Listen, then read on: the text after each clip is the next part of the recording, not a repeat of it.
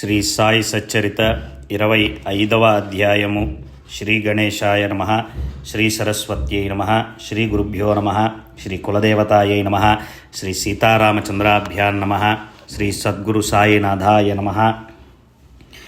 కృపాసాగరులైన సాయి మహారాజు సాక్షాత్తు పరమేశ్వరుని అవతారం, పూర్ణ బ్రహ్మ మహాయోగీశ్వరులైన సాయికి సాష్టాంగ నమస్కారం. జయ జయ సాయి. సాధుల లామ, మంగళధామ, ఆత్మారామ, సాయి సమర్థ, భక్త విశ్రామ, పూర్ణకామ, మీకు ప్రణామాలు. గత అధ్యాయంలో హాస్యరసం గురించి వర్ణన జరిగింది. భక్తులను ప్రేమించే సాయిబాబా ఎల్లప్పుడూ వారిని రంజింపచేస్తూ ఉంటారు. సాయి పరమపద దయామూర్తి. వారి యందు అనన్య భక్తి ఒకటి ఉంటే చాలు. భక్తి శ్రద్ధలున్న భక్తులు కోరుకున్న దానికి కొదువలేదు. శ్రీకృష్ణుడు ఉద్ధవునితో సద్గురువు నా రూపమే అని చెప్పాడు. ఇటువంటి సద్గురువులను భక్తితో ప్రేమతో భజించాలి. దీనినే అనన్య భక్తి అని అంటారు. శ్రీ సాయి చరితాన్ని వ్రాయాలని నా అంతరంగంలో కోరిక కలిగింది. శ్రవణ యోగ్యమైన తమ లీలలను సాయి అద్భుతంగా నా చేత వ్రాయింపచేశారు. నాకు వ్యుత్పత్తి జ్ఞానం, రచనార్హత లేకున్నా పామరున్నైన నాకు స్ఫూర్తినిచ్చి భక్తులను జాగృతం చేయడానికి నా ద్వారా ఈ గ్రంథాన్ని రచింపచేశారు. విషయాలనే సేకరించు అని నా వంటి అజ్ఞానికి వారు ఆజ్ఞ ఇచ్చినప్పుడే నా అల్ప ప్రజ్ఞ జ్ఞానం సంపన్నమైనది. గంభీర స్వరూపులైన సాయి భక్తులను ఉద్ధరించటానికి తమ గ్రంథాన్ని, కథా సంగ్రహాన్ని అందిస్తారని నాకు ధైర్యం కలిగింది. లేకపోతే ఈ వాగ్విలాసానికి నేను సాహసించగలనా? సాయి చరిత్ర రూపంలో ఉన్న ఈ చరితామృతం రసం సత్పురుషుల చరణ ప్రసాద పాయసం. శ్రీ సాయి సచ్చరిత రూపంలో ఇది భక్తులకు అమృతపు చలివేంద్రం. భవతాపాన్ని నివారించే సాయి కృపను యథేచ్ఛగా సేవించండి. ఇది చరిత్ర కాదు, చంద్రకాంతం. సాయి కథామృతాన్ని స్రవింపచేస్తుంది. దప్పికగొని ఒక భక్త చకోరులు మనసారా సేవించి తృప్తులవుతారు. ఇక ప్రేమికులైన శ్రోతలు ఏకాగ్ర మనసుతో ఏ సందేహాలు లేక కలిమలాన్ని దహనం చేసే సాయి యొక్క పావన కథను వినండి. ఒకసారి సాయి యందు అనన్య నిష్ట కుదిరితే ఆ భక్తుల కష్టాలు అరిష్టాలు అన్నీ తొలగి వారి అభీష్టాలు తీరుతాయి. ఈ విషయంలో సాయి యొక్క భక్త వాత్సల్యాన్ని తెలియచేసే ఒక వృత్తాంతాన్ని శ్రోతలు శ్రద్ధగా వింటే మనసుకు ఆనందం కలుగుతుంది. శ్రద్ధగా మనసు పెట్టి ఈ అభినవ కథను వినండి. దయార్ణవమైన గురుమాత గురించి అనుభవం కలుగుతుంది. ఇది చాలా చిన్న కథ అయినా దీనిలోని అర్థంతో ఎంతో జ్ఞానం ఉంది. ఒక గడియసేపు శ్రద్ధగా వింటే కష్టాలు తొలగిపోతాయి. అహ్మద్ నగర్లో దాము అన్నా కాసర్ అన్న పేరుతో సుఖంగా ఉన్న శ్రీమంతుడైన భక్తుడు సాయి పాదాల యందు ప్రేమ కలిగి ఉండేవాడు. ఆ పరమ భక్తుని కథను శ్రవణం చేస్తే ఆనందం కలుగుతుంది. సాయి యొక్క భక్త రక్షణ తత్పరత ప్రత్యక్షంగా కనిపిస్తుంది. శ్రీరామనవమి వార్షికోత్సవంలో 2 పెద్ద క్రొత్త పతాకాలను షిరిడీ గ్రామంలో ఊరేగించటం అక్కడి వారికి తెలుసు. వానిలో ఒకటి నిమోంకర్ది, రెండవది ఈము అన్నాది, దాము అన్నది. ఈ నియమం అనేక సంవత్సరాల నుండి భక్తి ప్రేమలతో ఆగకుండా సాగుతూ ఉంది. దాము అన్నాకు 2 భార్యలున్నా పుత్ర సంతానం కలగలేదు. సాయిబాబా ఆశీర్వాదంతో పుత్రరత్నాలను పొందాడు. అప్పుడు శ్రీరామనవమి ఉత్సవానికి పతాకాన్ని సమర్పిస్తానని మొక్కుకున్నాడు. అప్పటి నుండి ప్రతి సంవత్సరం పతాకాన్ని ఊరేగించటం ఆరంభమైంది.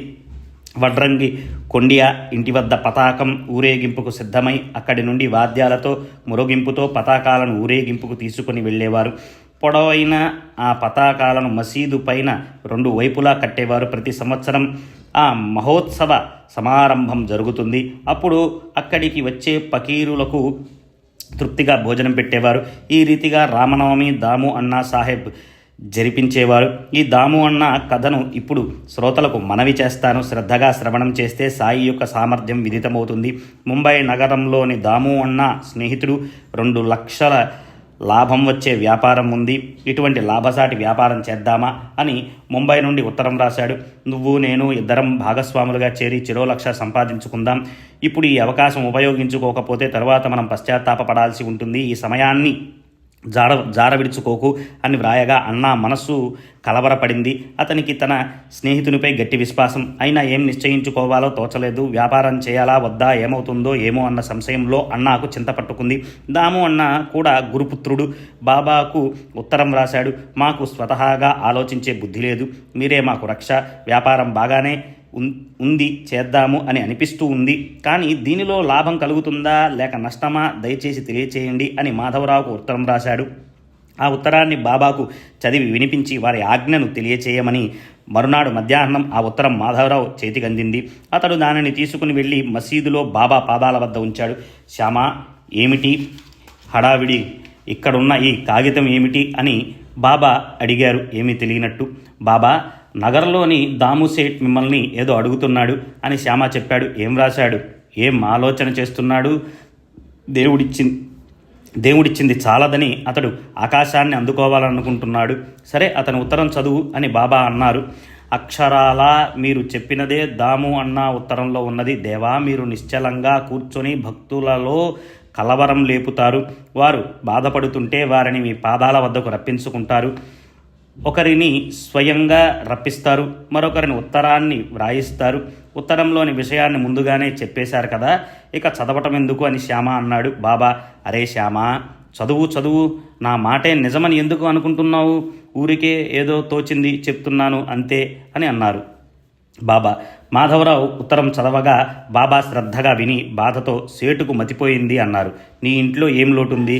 ఉన్న సగం రొట్టె చాలు, లక్షల వెంట పడకు అని అతనికి ప్రత్యుత్తరం రాయి అని చెప్పారు. ఆ జవాబు కోసం క్షణక్షణం ఎదురు చూస్తున్న దాము అన్న అది అందగానే దానిని తక్షణం చదివాడు. అందులో విషయాన్ని తెలుసుకుని సేటు నిరుత్సాహపడ్డాడు. అతని ఆశావృక్షం పడిపోయింది. అతని మనోరథపు దుర్గం కాలిపోయింది. ఇప్పుడు 1 లక్ష సంపాదించి 1/2 వడ్డీకి ఇచ్చి త్వరలో లక్షాధికారిని, షావుకారు అయిపోయి నగరులో సుఖంగా ఉంటాను అని అతడు తనలో నిర్మించుకున్న మనోరాజ్యాలు అక్కడికక్కడే కరిగిపోయాయి. బాబా ఇలా చేశారేమిటి అని దాము అన్న అత్యంత నిరాశ చెందాడు.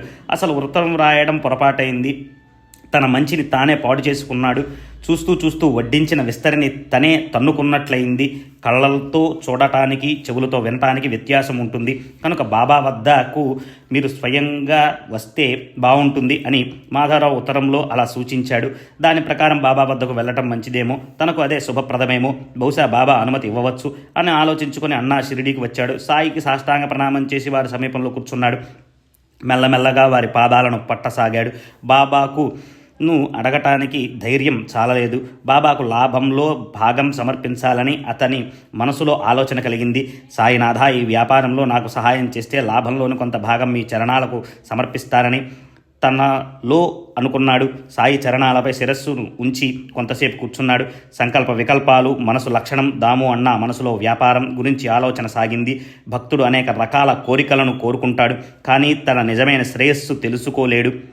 గురువు ఒక్కడే శిష్యుని భూత భవిష్యత్ వర్తమానాలలోని హితాన్ని తెలుసుకుంటాడు. అంటే పాస్ట్, ప్రజెంట్, ఫ్యూచర్.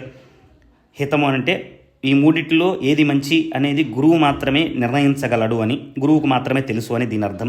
ఎవరైనా తమ మనోగతాన్ని ఎంత గుప్తంగా ఉంచినా సర్వాంతర్యామైన సాయి సమర్థులు వారి అంతరంగంలో దానిని తెలుసుకుంటారు. అంతరంగంలో అంటే మనసు లోపల దాచుకుని ఉంచిన ఆలోచనలు సైతము అని. ఎవరైనా సరే తమ మనసులోని విషయాన్ని సాయి చరణాలయందు ప్రేమతో మనవి చేసుకుని వారి యందు పూర్తి విశ్వాసంతో వారి అనుమతిని కోరితే సాయి వారికి యోగ్యమైన మార్గాన్ని చూపుతారు. ఇది వారి వ్రతం. భక్తులందరికీ ఇది తెలుసు. వారు అనన్య శరణాగతులై భక్తుల ఆపదలను నివారిస్తారు. గురువే నిజమైన మాతాపితలు. అనేక జన్మల నుండి పోషించి రక్షించేవారు గురువే బ్రహ్మ, విష్ణు, మహేశ్వరులు. చేసేవారు, చేయించేవారు వారు ఒక్కరే. బిడ్డ మధుర పదార్థాలను కోరితే తల్లి చేదు ఔషధాన్ని త్రాగిస్తుంది. బిడ్డ ఏడ్చి గోల చేసిన తల్లి ప్రేమ మారదు. ఔషధంలోని చేదు జబ్బును నయం చేస్తుందని బిడ్డకు తెలియదు. ఏదో మంచో తల్లికే తెలుస్తుంది అన్న బాబాను భాగస్వామిగా చేసుకున్న బాబా దానికి లోబడతారా? వారి ప్రేమ ఏ లాభము ఆశించనిది. వారు ఎల్లప్పుడూ తమ భక్తుల హితంలో తత్పరులై ఉంటారు. ధన కనకాలను మట్టిలా భావించే వారికి వ్యాపారంలో భాగం ఎంతటిది? ఈ సత్పురుషులు కేవలం దేన జనులను ఉద్ధరించటానికే జగత్తులో అవతరిస్తారు. యమ, నియమ, శమధమాది సంపదలున్నవారు, మాయ, మాత్సర్యాది వికారాలనే దోషాలు లేనివారు, కేవలం పరులను అనుగ్రహించటానికే జీవించేవారు సత్పురుషులు.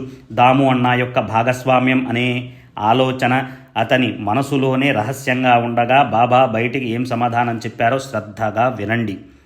జీవుల యొక్క భూత భవిష్యత్ వర్తమానాలు వారి మనోగతాలన్నీ బాబాకు కరతలామలకం, అంటే ట్రాన్స్పరెంట్ అని. కరతలామలకం అంటే భక్తుల యొక్క భవిష్యత్తు బాబాకు పూర్తిగా తెలుసు, అంటే ఫ్యూచర్. సమయానికి సరిగ్గా వారు ఏ విధంగా హెచ్చరించేవారో వినండి. ఆపన్ నాహిరే బాపు కిసిమే, మేము ఎందులోనూ లేం బాబు అని బాబా ప్రేమగా వ్యాపారం సరి అయినది కాదని తమ అయిష్టతను సూచించారు. అన్నా లోలోపన సిగ్గుపడిపోయాడు. బాబా మాటలను విని దాము అన్నాకు విషయం అర్థమైంది. మనసులోని సంకల్పాన్ని విడిచిపెట్టి అధో వదనుడై ఊరికే కూర్చున్నాడు. అతని మనసులో మరో ఆలోచనకు బీజం పడింది. బియ్యం గోధుమలు వంటి ధాన్యాలతో మరో వ్యాపారం చేస్తానో అని. దానికి బాబా ఇచ్చిన సమాధానాన్ని వినండి. 5 షేర్లు చొప్పున కొని 7 షేర్లు చొప్పున అమ్ముతావు అని చెప్పారు. వారి మాటలను విని అన్నా మనసులో సిగ్గుపడిపోయాడు. సృష్టిలో ఎక్కడి ఏది సంభవించినా సాయి దృష్టిలో పడకుండా ఉండదు. కింద పైన ఇక్కడ అక్కడ అంతా వారికి అవగతం అంటే తెలుస్తుంది అని. ఇక్కడ దాము అన్న స్నేహితుడు అన్నా వద్ద నుండి జవాబు రాక ఇక ఏం చేయాలో తెలియక ఆలోచనలో పడ్డాడు. తర్వాత జరిగిన వృత్తాంతమంతా అతనికి దాము అన్న ఉత్తరం రాయగా అతడు అది చదివి ఆశ్చర్యపోయాడు. కర్మగతి ఎంత విచిత్రం అని అనుకున్నాడు. చేతిలోని వ్యాపారాన్ని తాను స్వయం ఆలోచించకుండా ఆ ఫకీర్ సలహా కోరడమెందుకు, వృధాగా లాభాన్ని వదులుకున్నాడు.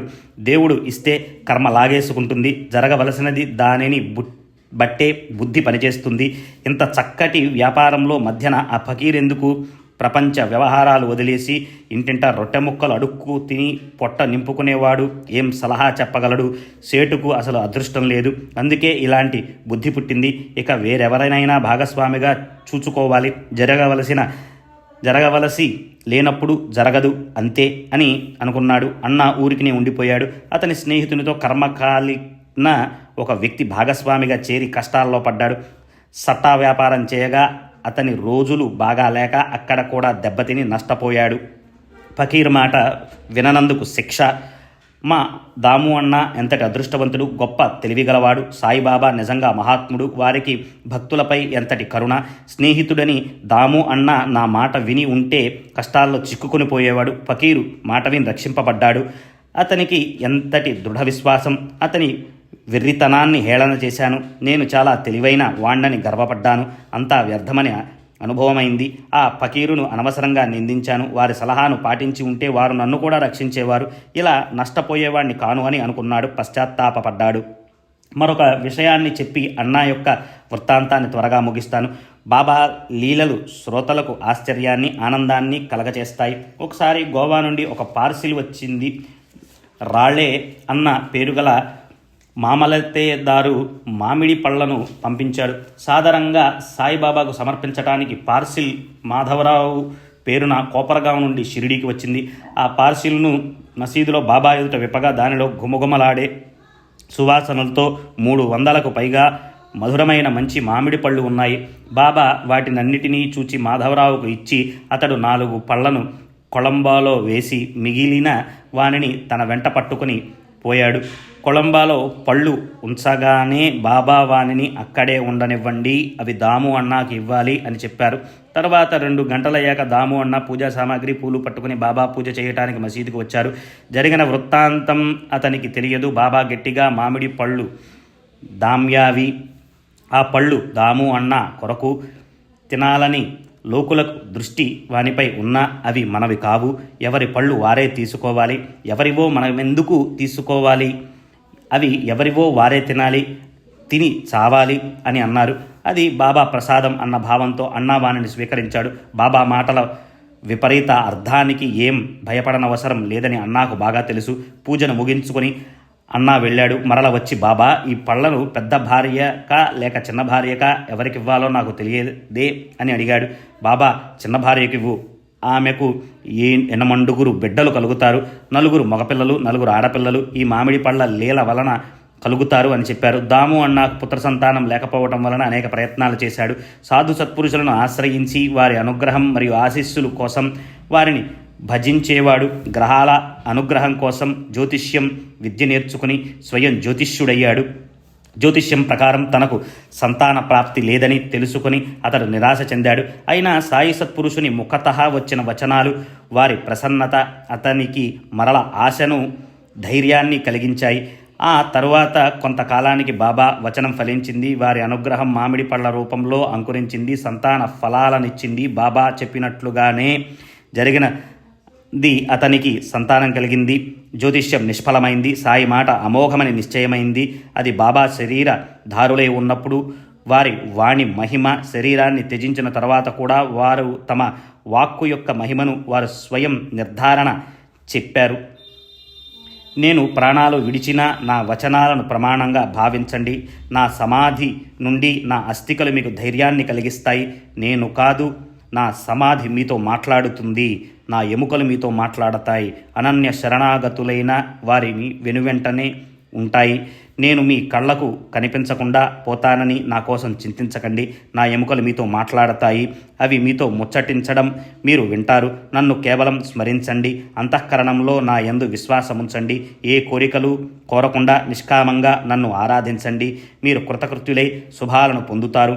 భక్తుల కోరికలను తీర్చే ఓ కల్పతరువా, శ్రీ సాయి సమర్థ సద్గురు సాయినాథ, మీ చరణాల నుండి వియోగం కలగకుండా కరుణించమని హేమాడ్ ప్రార్థిస్తున్నాడు. గురువరా, భక్తజన కరుణాకర, పరుగునరా, ఈ ప్రపంచంలో విశ్రాంతి అంటూ లేదు కనుక ఈ జనన మరణాలు ఇక చాలు. మేము మా స్వభావానుసారం ప్రవృత్తి పరులం, ఎప్పుడూ బాహ్యమైన విషయ సుఖాలని ఆలోచిస్తాం. మమ్ము ఈ విషయ భోగాల నుండి మరల్చి మనోవృత్తిని అంతర్ముఖం చేయండి. ఈ భవసాగరంలో తరంగాల వలె ఊగిసలాడుతున్నాం. సమయానికి సరిగ్గా మీ అభయహస్తాన్ని ఇచ్చి ఈ భవం నుండి విముక్తులను చేయండి. ఇంద్రియాలు స్వేచ్ఛగా దురాచారాలలో ప్రవేశిస్తాయి.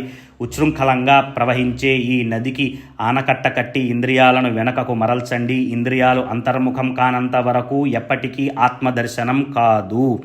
ఆత్మ సాక్షాత్కారం లేకపోతే ఆత్యంతిక సుఖం సాధ్యం కాదు.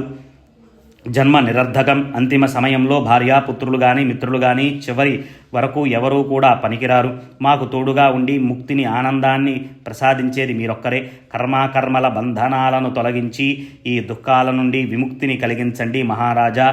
మీ కృపాశక్తితో ఈ దీన దుర్భరులను ఉద్ధరించండి.